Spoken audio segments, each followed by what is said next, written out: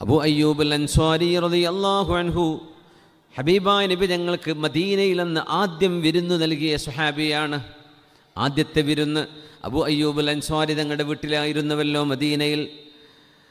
അബൂ അയ്യൂബ് അൽ അൻസ്വാരി റളിയല്ലാഹു അൻഹു അന്ത്യവിശ്രമം കൊള്ളുന്നത് തുർക്കിയിലാണ്.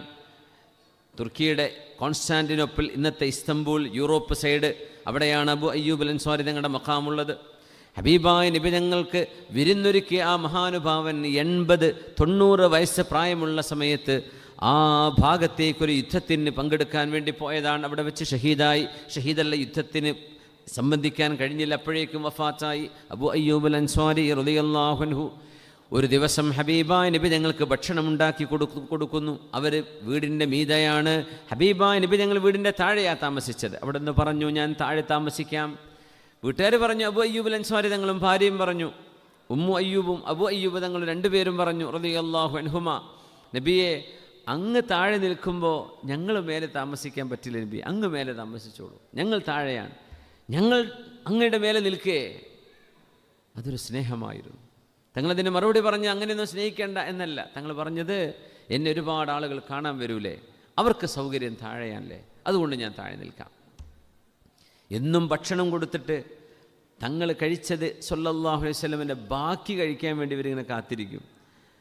അപ്പോൾ തങ്ങൾ കഴിച്ചതിന് ബാക്കി കൊടുത്തയക്കും. തങ്ങൾക്കതറിയാം അവർ ബർക്കത്ത് ഇഷ്ടപ്പെടുന്നുണ്ട്. തങ്ങൾ കൊടുത്തയക്കും സല്ലല്ലാഹു. ഒരു ദിവസം അവിടുന്ന് കഴിച്ചിട്ടില്ല ഭക്ഷണം. അബൂ അയ്യൂബ് റളിയല്ലാഹു അൻഹുവിന് വലിയ വിഷമമായല്ലോ. യാ റസൂലല്ലാഹ്, അല്ലാഹുവിൻ്റെ റസൂലേ, അങ്ങ് ഭക്ഷണം കഴിച്ചില്ലല്ലോ, എന്തേ ഇഷ്ടപ്പെടാത്തത്? പറഞ്ഞു, ഫീഹാ ഥൂമുൻ ഔ ബസ്വൽ, ഒന്ന് പച്ചയായ നമ്മുടെ സവാള ഉള്ളി പച്ചയായി അരിഞ്ഞിട്ടത്, അല്ലെങ്കിൽ വെളുത്ത ഉള്ളി, രണ്ടാലൊന്ന് ആ ഭക്ഷണത്തിലുണ്ടായിരുന്നു. തങ്ങൾ പറഞ്ഞു, എനിക്കിത് കഴിക്കുമ്പോൾ ചില പ്രയാസമുണ്ട്.